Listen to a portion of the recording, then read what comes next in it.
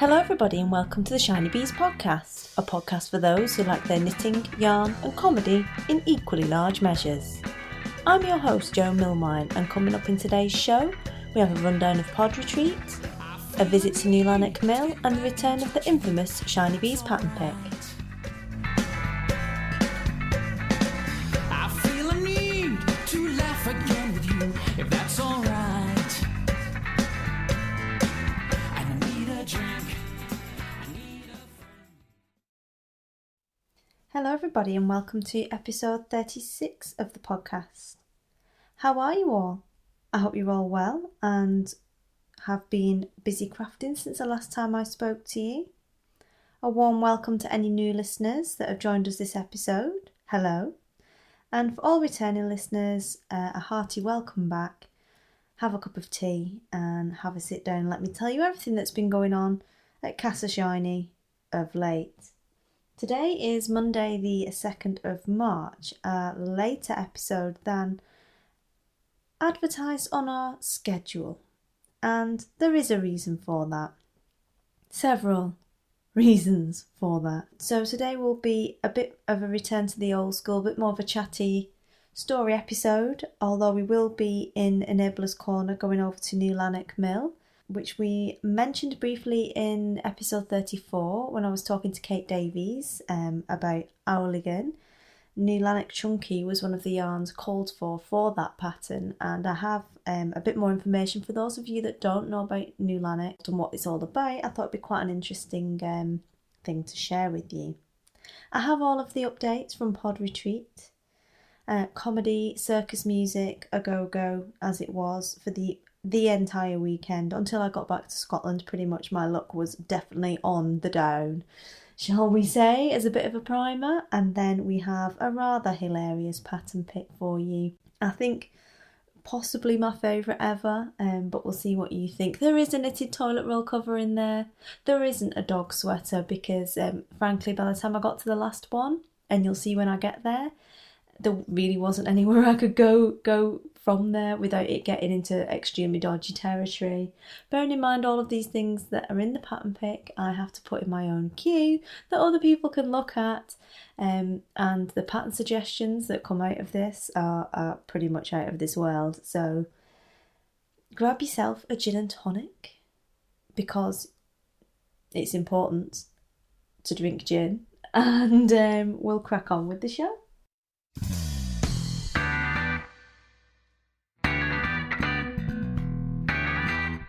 So as some of you will be aware, not the weekend gone, the weekend before was Pod Retreat 2015.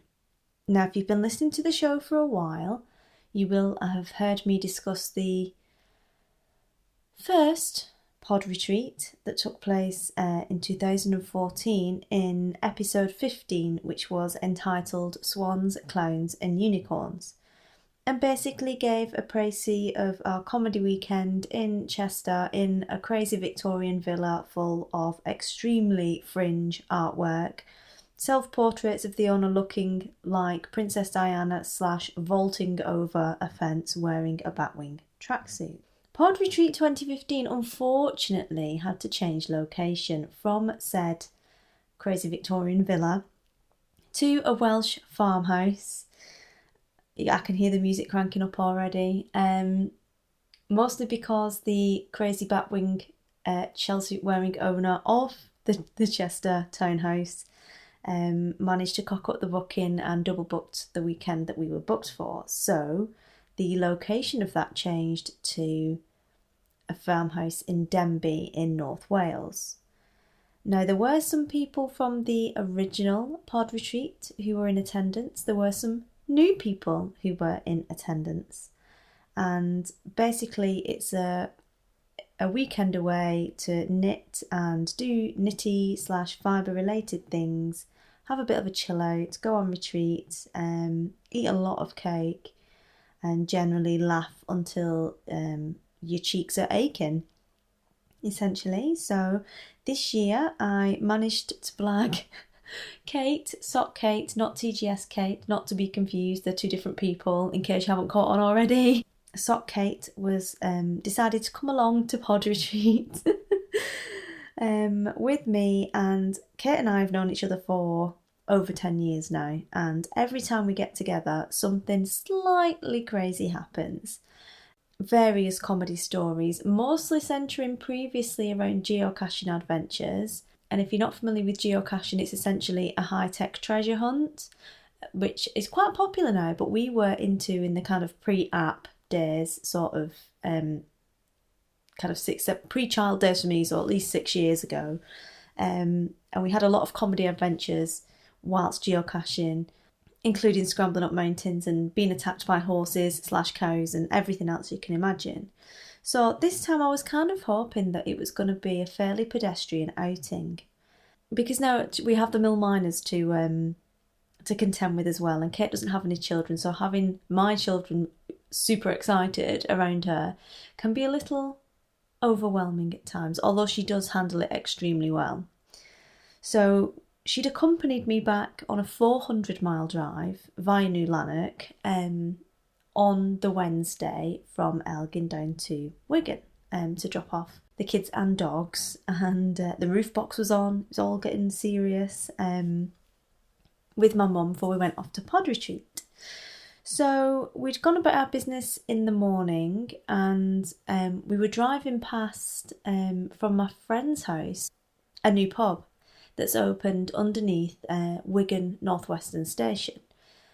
That's a railway station that's on the West Coast Main Line, and it's quite often a station you change at if you're going to go across to Liverpool or if you're going to go across to Manchester. Neither of those stations, surprisingly, are on the West Coast Main Line, so you quite often change there. And underneath the railway arches is a new pub called Wigan Central, which is owned by Prospect Brewery, which are a microbrewery in Wigan. So I pointed this pub out to her. Bear with me, there's a point to this story. And said, oh, that's meant to be really good. Loads of my friends have been on there on Facebook and what have you and said it's really good. We'll have to go next time you're back. To which she agreed, and we merrily drove on, got all of our stuff ready, and basically got in the car and set off. Now, I decided I needed to clean the back of the car because, as you can imagine, after a 400-mile drive with 2 children in the back, it was strewn with all kinds of debris relating to children, mostly involving pastry goods and mini sausages, in all honesty. There's a lot of crumbs, general rubbish. And there was no way I was going to let people get in there because I wanted to pretend for like 3 days that I wasn't some frazzled working mummy with a skanky car. So we went to Sainsbury's, and we hoovered at the back of the car. And then we decided to get some cold remedies for Kate, so we went to Asda and got wipes for the car, because it's all leather interior, which is good. So wiped all the car, so it was all beautifully clean, and we set off down the motorway towards North Wales. Now, it isn't particularly far to Denbigh from my parents' house, maybe an hour and 15, and on the way we were going to go to Chester and pick up Gemma, who'd got the train, but there wasn't enough room in Nick Yarms from the plane Nick's car for her to fit in. So I said, oh, don't worry about it, I'll pick her up. And Nick actually called to say, oh, I'm stuck in traffic, could you, can you let Louise Scully, British Louise, know when you get to Chester? And I said, yeah, don't worry about it, tell her we'll pick her up, we've got loads of space, it's fine. We're on our way now, we'll be there in a bit. And Louise and Jem met up, sat in Costa, started drinking coffee. Kate and I were enjoying lots of tunes from Fleetwood Mac, and it went on to Michael Jackson. And I was busy merrily joining the M56 from the M6. Now, for those not familiar, the M6 is one of the major motorways in the UK that runs from north to south. And the M56 is a motorway that runs from west to east, and it runs towards, as you go west, towards North Wales and the A55, which is the dual carriageway that runs all the way to Anglesey. And to the east, it runs south towards Manchester Airport and south of Manchester, essentially. So where these two motorways cross is a place called Lim Interchange, which is really busy because it's where the the north and south arms of the M6 meet and spin out onto the M56. It's always really busy. And we come spinning onto the M56, get into the outside lane because I'm rock and roll in my 1.5 DCI and merrily singing away to Michael Jackson. And I was reminiscing in my head about the last time Kate and I had been on that particular road.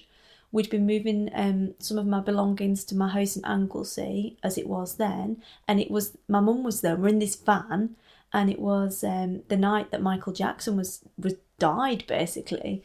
So it was Michael Jackson songs all the way back, but they were talking in Welsh, and none of us spoke Welsh. Most of the Welsh people don't speak Welsh, in fairness, and they were jabbering away in Welsh, and that was in a radio station we could pick up, and then it would just say Michael Jackson, Billie Jean, and we hadn't a clue what had gone on, but all we knew was they were playing loads of songs. It was only when we got back to England and got an English radio station that we realised that that Michael Jackson was dead.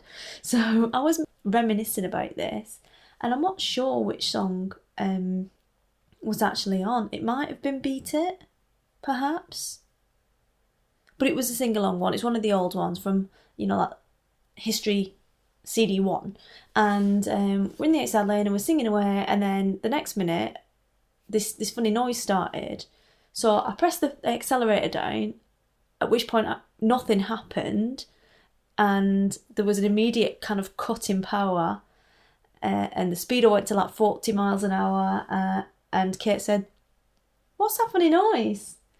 At which point I put the hazards on and indicated, and luckily got from the outside lane to the inside lane with no power at 40 miles an hour on the limb interchange, unscathed.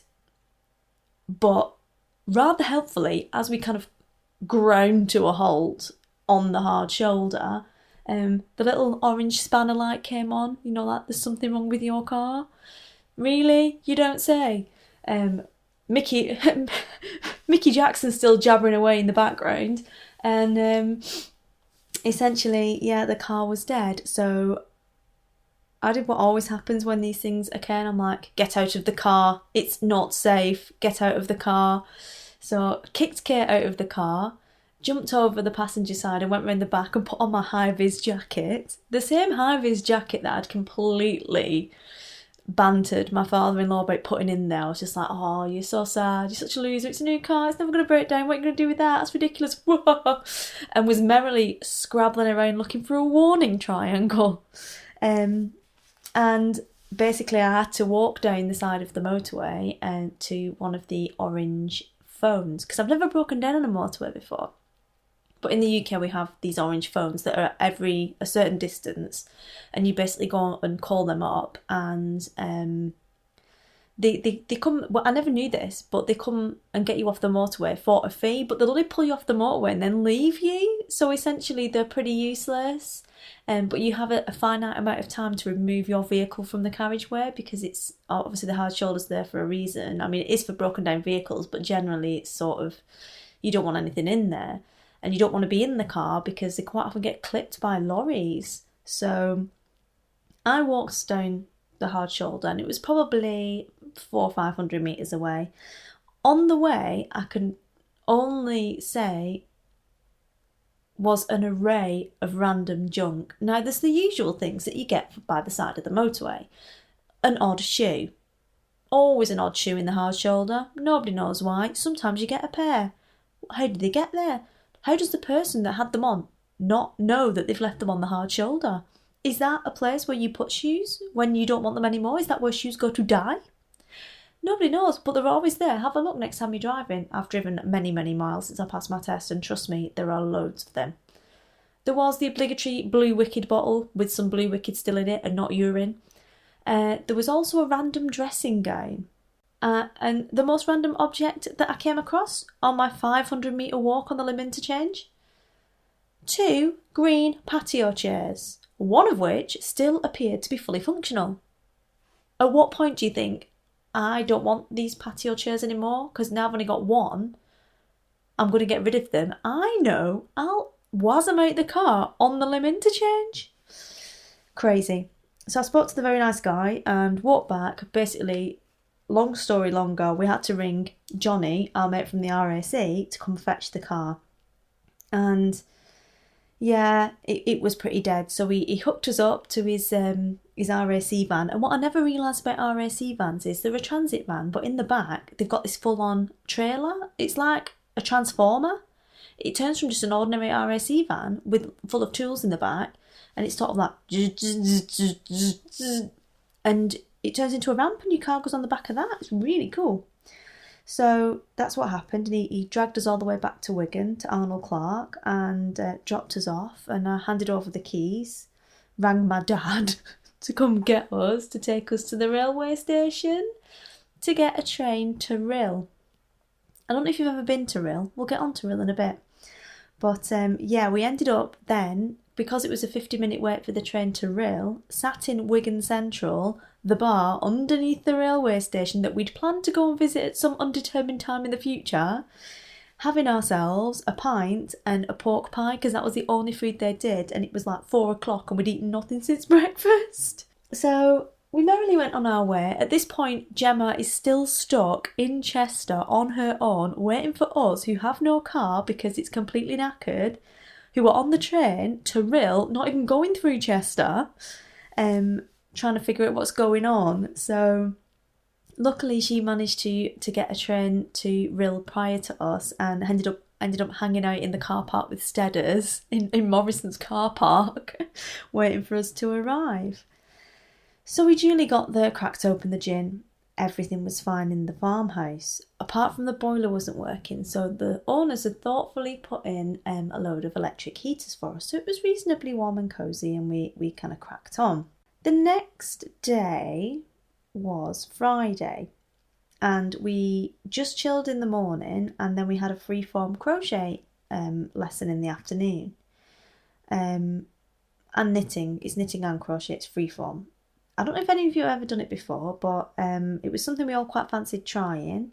I have to say, after trying it, it doesn't suit my personality very well, because the whole point is you can do whatever you want. It's, the clue's in the title, freeform, and I was just a bit, I have to have a point, because I've so little time for crafting. I have to know exactly what I'm doing and exactly why I'm doing it. So it didn't really suit me that well, although it was quite fun to just play around with some stuff and try something a bit different.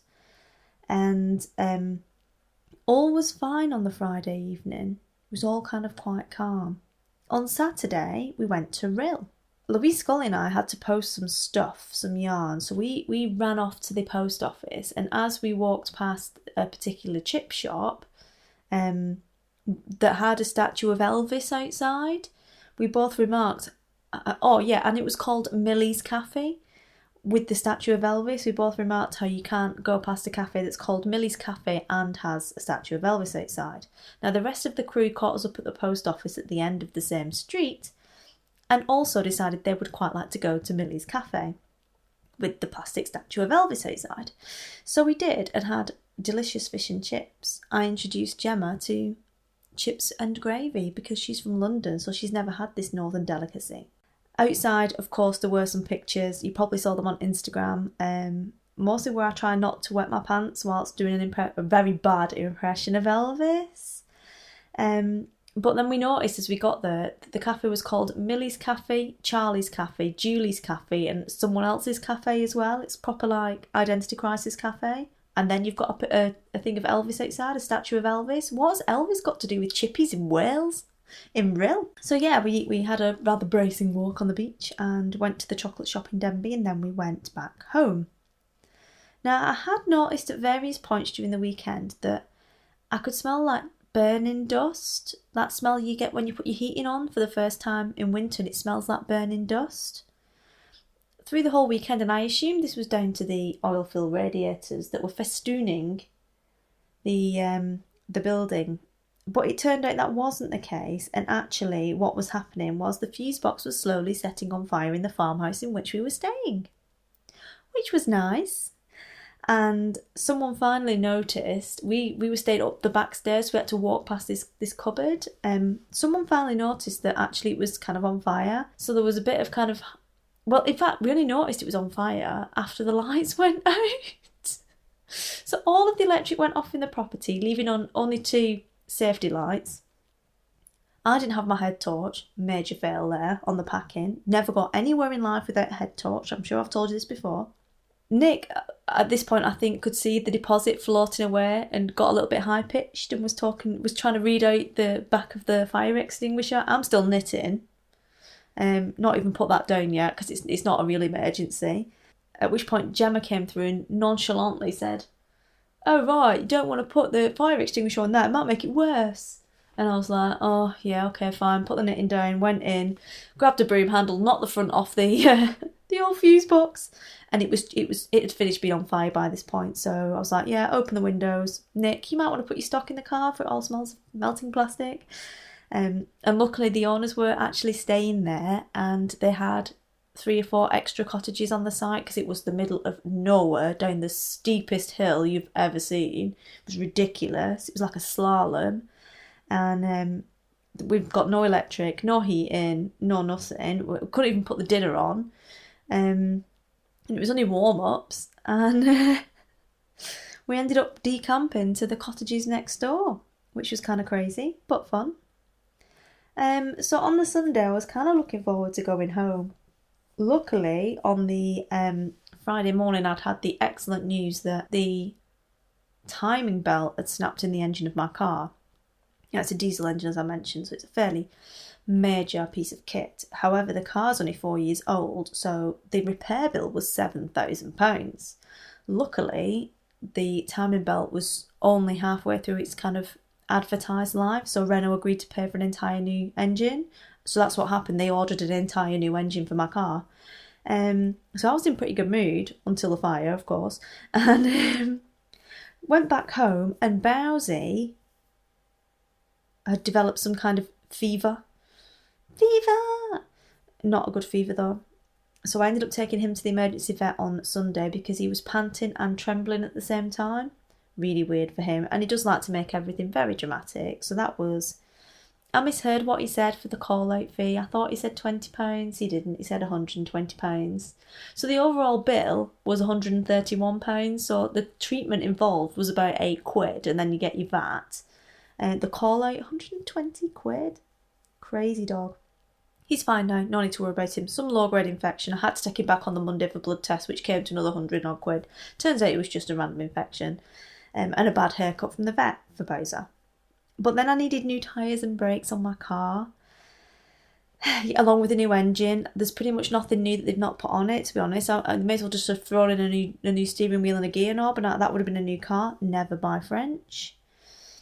And I noticed on the... What day was it? I was trying to go home. Thursday. I'm trying to get home, so I'm already 4 days late going home. That the clutch was a bit weird. Like really floppy. So as I drove, it got better. So I thought, yeah, it's fine. It's probably just a bit of air. It's fine. And it was all fine till I was on the motorway. And I've been on the motorway for about an hour and a half. In fact, I was in Scotland by this point. And we stopped in the traffic. And then I started using the car again. And the clutch was flapping again. So I was just like, oh, I'm going to look up the nearest Renault. And luckily on the sat-nav, again, one of the only pieces of the car that was not replaced during this whole saga. You can put in the nearest Renault garage and you can go to any of them. So I rock-starred up to Motherwell Renault and said, my clutch is a bit broke, can you have a look at it? Got the kids out of the car, who tore merry hell out of this dealership. Izzy at one point was pulling a balloon off a car and was about to rip off the windscreen wiper blade when the guy just gave her the balloon. I was just like, oh, this is horrendous. And it turned out that the clutch was fine, and it's been fine since. My nerves by this point, not so much. The guy who had the master fitter who had to try the car, don't like dogs. Dogs were in the boot, stinking, because one of them had been sick on himself. So, but I was really worried because all the way up there were lots of motorway signs that were saying blizzard conditions forecast, freezing conditions forecast, and I was just like, I do not need to be on the A9 in the middle of the Highlands in the snow where you don't get Radio 1, let alone mobile signal, with 2 kids and 2 dogs with a car that's not working. So I pulled in there, and it was fine in fairness, so off we went. Into a blizzard. I thought they were going to close the A9. It was like, on Star Trek where they go to warp speed. R.I.P. Spock. And all of the stars start going past you. It was like that, but with snow the whole way. Couldn't see the road. Nothing. Absolutely crazy. Kids were asleep. I'm just sat there going, I'm doing 30 miles an hour because I can't actually see the road. And then by the time I got to Elgin, it stopped. But then I thought the roof box was falling off because all the bits of snow that had accumulated on the roof box were just falling onto the roof as they melted, which is really creepy. So that was Pod Retreat and all of the issues that went on. Now, you will have seen me rocking the high-vis on Instagram, because clearly the only thing you can do when you're stuck by the side of the motorway, incredibly late, with a refugee stuck in Chester from the south and no car, is to put it on Instagram, clearly. Not saving the battery for anything important. But yeah, I would recommend Pod Retreat next year. Wouldn't recommend driving with me. But anyway, I think we should go on to the Enablers Corner and a visit to New Lanark Mill.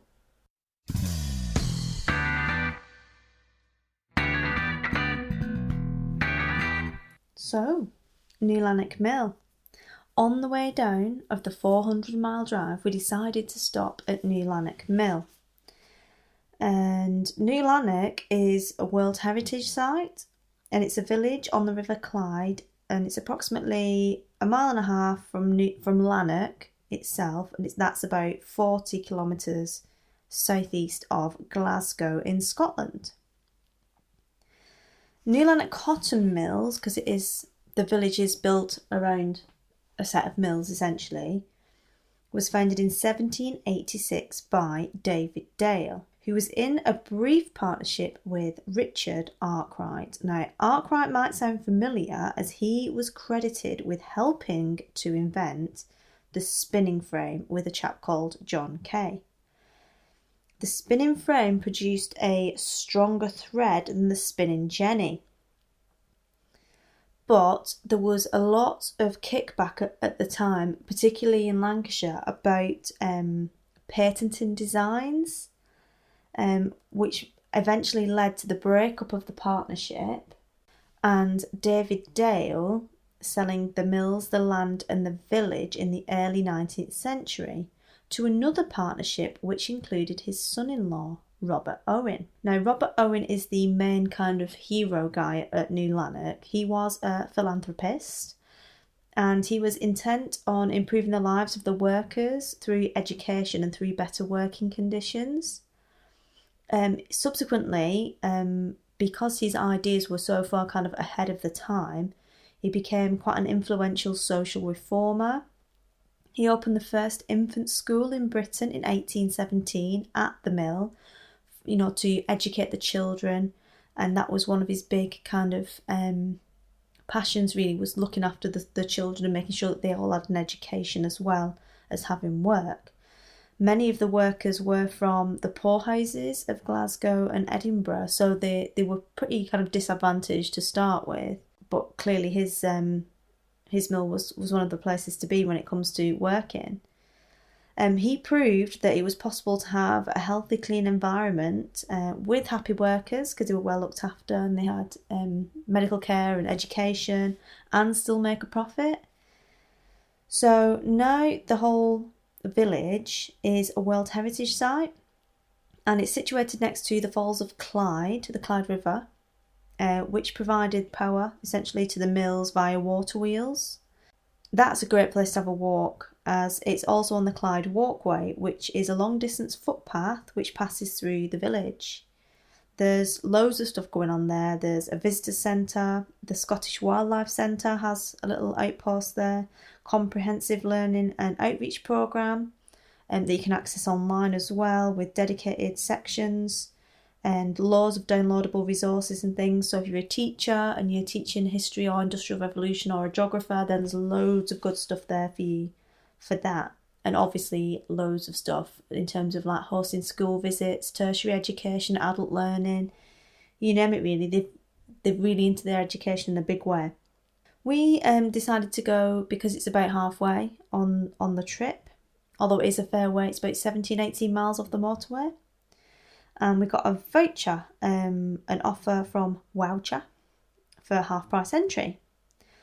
Now, what I didn't know at the time, but I did look and couldn't find the information, is that under 6 get in free. But it didn't tell you this on either voucher or the new Lanark website, which is quite annoying because obviously Kate and I got in for half price, but then we'd paid half price entry for both the children who didn't even need to pay at all. And I was a bit bemused because normally under 4s are normally free because they can't really appreciate the ins and outs of it.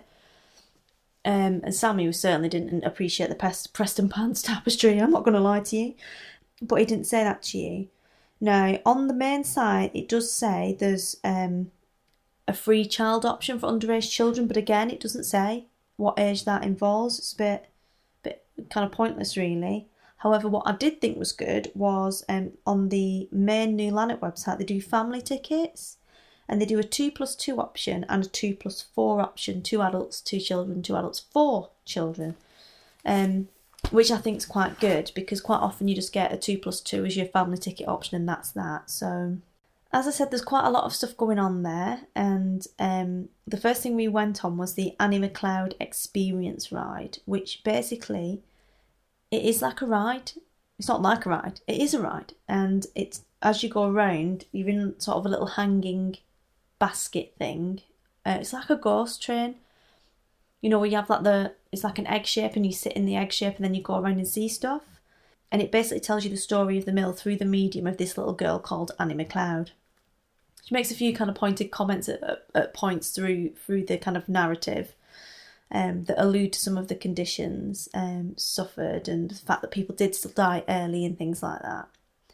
Then when we finished on the Annie McLeod Experience, we went up onto the roof garden, which is on top of one of the mill buildings, and it's a beautiful walled garden on top of a mill, beautiful views. It was quite sunny, there's a lovely fountain there, and I can imagine in summer it'd be a lovely place to take a picnic. There are picnic areas within the mill complex itself as well, and a play area, but we didn't get as far as that, to be honest with you. We were there for 3 hours and we didn't do half the stuff, so it's definitely a full day trip or a multiple trip if you can manage that. There was also, that we didn't get a chance to look at, was the Robert Owens School for Children, the Mill Workers House, Robert Owens's house, which was the big house, the house with more rooms than people, and the village store. We did go into the working mill and have a look at the machinery and the people and cotton exhibition, which was really cool because they were spinning the new Lanark yarn. They were spinning damson, the colourway, on the spinny thing. Spinny thing, I don't know what it was, but Sam loved it. He just stood there watching it. He thought it was brilliant. We also looked at the Preston Pans tapestry. Now, this is a tapestry that was done following on from the Great Tapestry of Scotland. Now, you may remember this from Kate and S Craft Collective podcast, and Louise, who was her part, she actually stitched on that with the textile group. This particular tapestry celebrates the journey of Bonnie Prince Charlie, who was only 25 years of age at the time, from France through the Scottish Highlands and basically to victory at the Battle of Preston Pans. It's 104 metres wide and every embroidered panel's been done by volunteers. It was really good. It was really difficult to look at with a 2-year-old. He ended up running round and going up and down the stairs outside, so I only got a very brief look at it. But that's actually free to enter, whereas the visitor centre is not. So if you're popping by on the motorway, it's definitely worth heading off to have a look at that. Also on the site, they have a hotel. And I understand a few people have stayed there. I know Isla, who listens to the podcast, has stayed there and she had some nice pictures. It looks lovely inside.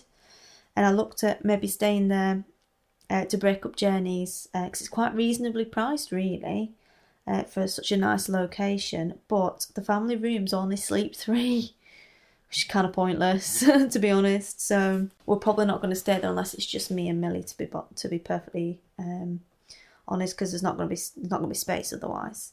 The main and most interesting thing for you guys, other than all of the history, etc., is that New Lanark do spin their own yarn, as we spoke about at the beginning of the podcast and with KD in episode 34. And they're still spinning it on the 19th century spinning mule using traditional methods.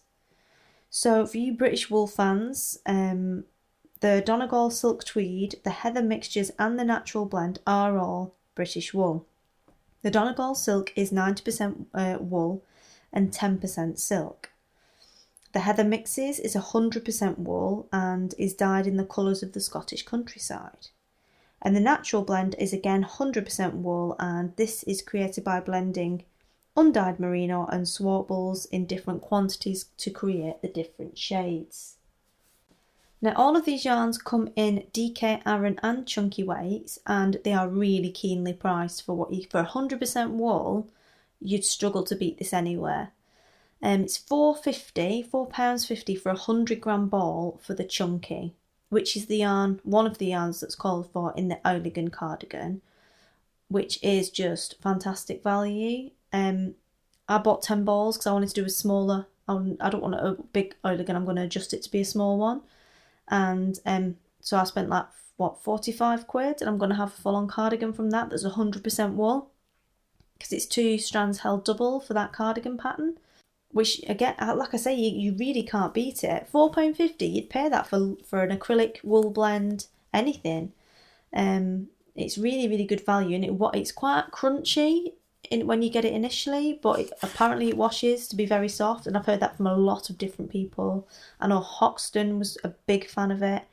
And the best thing is that all of the proceeds from this yarn go back towards keeping the mill running.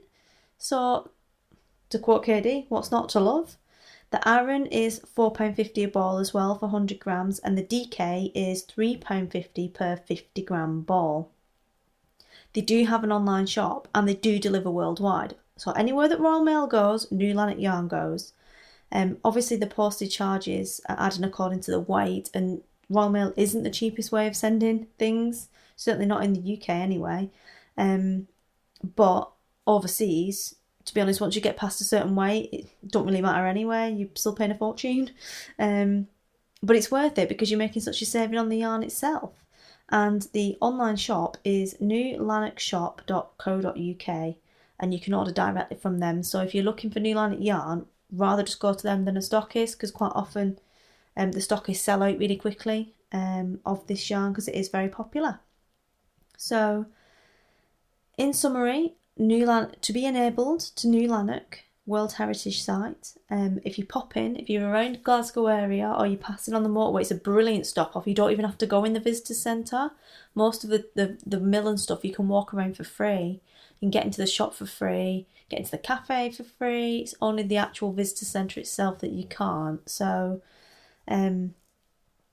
definitely give it a shot. There's plenty of places to walk the dogs as well if you want to get the dogs out. And it makes a big difference, especially in a long journey with kids. They were much, much quieter than they've ever been before afterwards. They were just kind of quite happy watching DuckTales in the back. So it's for winners, really. I'll put the website in the show notes for you so you can go have a look at all the resources that are on there and have a look at all the pictures, which are far better than mine will ever be whilst I'm trying to chase a 2-year-old around. But definitely recommend popping in there. We'll definitely be going again and not paying for the kids to get in this time. And recommend that you do too.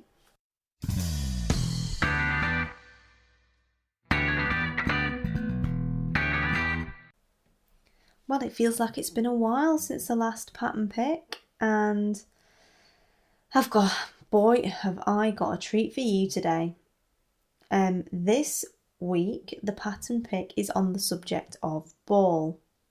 Now, there is a very specific reason why ball was chosen, and that is because on my sort of pattern highlights, up popped a pattern for a knitted exercise ball, which is a pattern by Knit Square Designs. It's a free pattern for a stripy cover for a Swiss ball. So you know those big kind of yoga balls, the exercise balls you sit on when you're pregnant, 'cause it's meant to help and all that.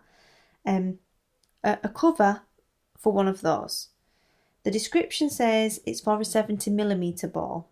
I don't think it is. I think it is a 70cm ball. Because nobody's backside's fitting on a 7cm one, let's be honest. And the cover is made in 2 sections and it's knitted like a toe-up sock. and then the two halves are knitted like a toe-up sock, and then it's kitchen and clothes. No, you've not misheard me there. Kitchener stitch, 70 centimetre circumference. Is it circumference? It must be. No, maybe that'll be the diameter, wouldn't it? So the circumference would be more. But basically, Kitchener stitching around the middle of a yoga ball, an exercise, a Swiss ball. A big one, not even the small ones. The small ones are 55 centimetres. I tell you what, you'd be good at Kitchener stitch by the end of that, wouldn't you? Hey? Anyway, that inspired the rest of the ball pattern pick, and the only way is up, as Yaz would say, from there. So, straight onto the ball band toilet paper cover, because we can't have a pattern pick without either a toilet roll cover or a dog sweater, or preferably both. And this is a pattern by Hakucho, and it's a free pattern for a knitted toilet roll cosy, done in worsted weight yarns. And for my taste in toilet roll covers, it's fairly understated. 36 projects, 36 of these in the wild. That's how understated it is. This ball everything's a ball band pattern. It's a stitch pattern that I'm not especially familiar with. It looks like bricks, like a brick pattern. There's all kinds of ball band accessories, including a toilet paper cover. And yeah, if you're into that patterning, go check it out. The next one I have for you is the ball and chain with ankle cuff by Yarn Twins.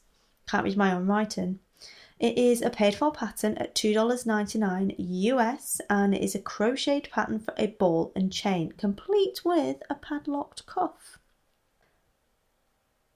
Not sure what you use that for. I guess for costuming or maybe Halloween. But if you've ever wanted one, it's very accurate. The next one is for an amigurumi crochet bunny ball by Yvonne Gayness. This is a crochet pattern for a ball / bunny head. It's got crochet ears, and in front of it it's been styled with some little mini Easter eggs, but it's got really strange bunny cheeks, like crocheted bunny cheeks. That when I saw the picture, I just thought chubby bunnies. I don't know if you're familiar with the game Chubby Bunnies. I don't know if it's just a UK thing, but essentially what Chubby Bunnies involves is getting marshmallows and putting them in your mouth and saying Chubby Bunnies, and then putting another one in your mouth and saying Chubby Bunnies till your cheeks are full of marshmallows and you're just going boo. It reminded me of that. There are no projects for this pattern. No projects.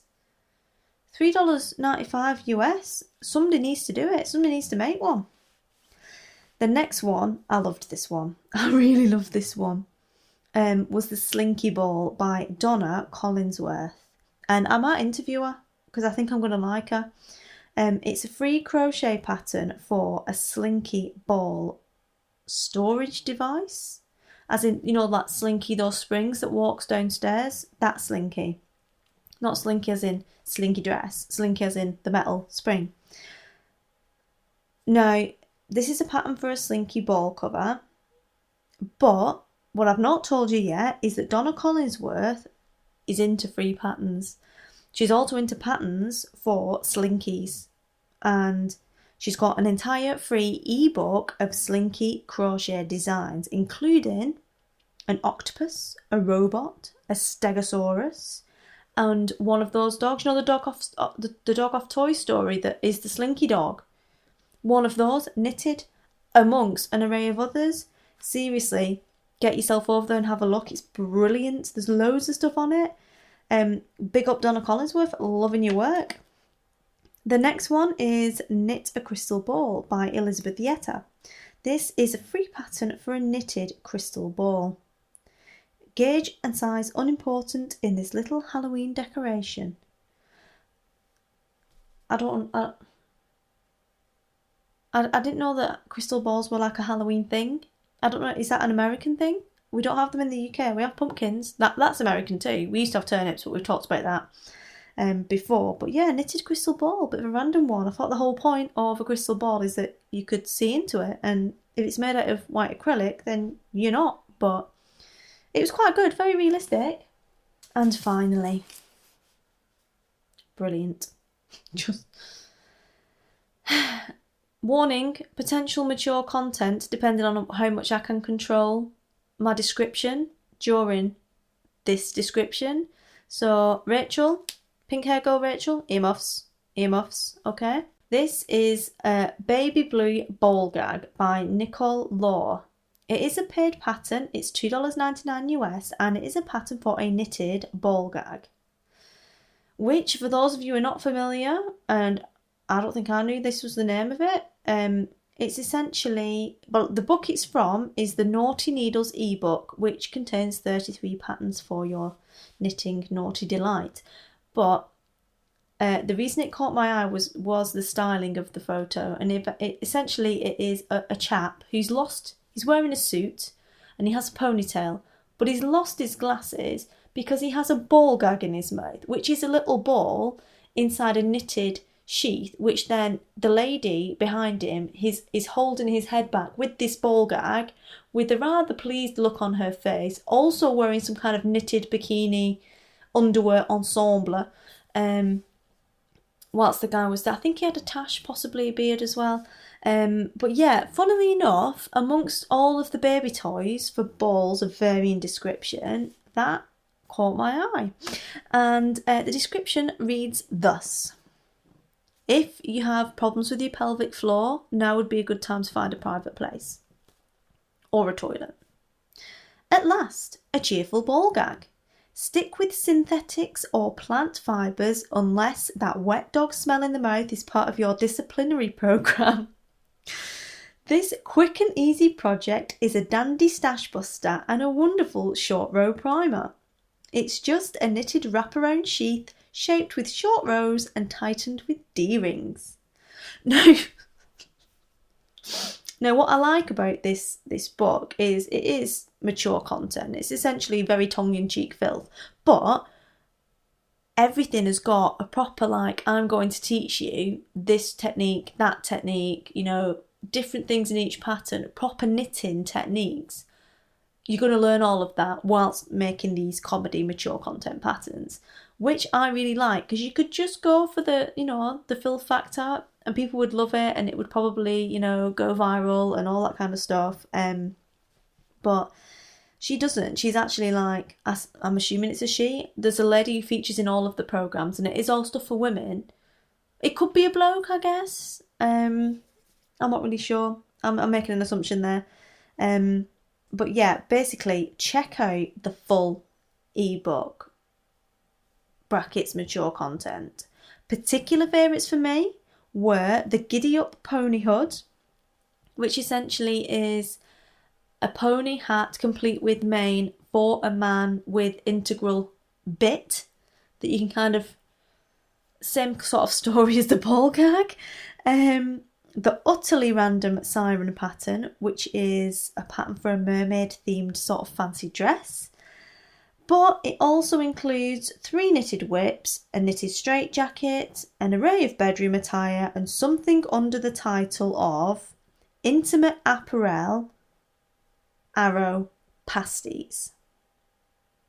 Now, where I'm from, pasties are a baked good that you get from a pie shop that is basically a pie without a tin, and it's what people took down the mines with their dinner inside it to eat in the mines because they had no cutlery and you could eat it in one go because your entire dinner was encased in pastry.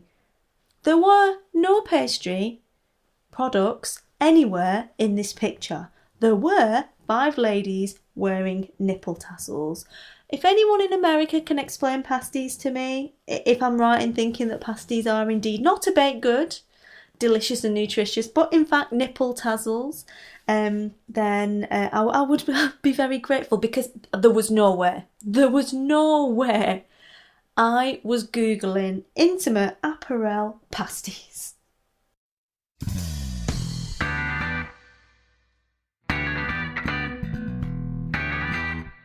Well, on that pastry-filled note, that's all we've got time for this week. Expect the episode that was due out, the sock surgery episode, sorry, I was blow my mind with the ball gag, that was due out yesterday will also be out this week. So it'll be a compressed schedule this week to bring us back onto the timeline, and hopefully that will be the end of all the car woes and everything else, and the comedy circus music getting louder and louder in the background. My look certainly seems to have changed recently. I went for some baby presents for people and found that I had the exact right number of points in boots to pay for the goods, so I was like, winning! So I think my luck is on the change. But for all of you, because I know some of you have had an absolute stinker as well, I hope this week will be a better week. Speak to you all soon, and happy crafting. Bye!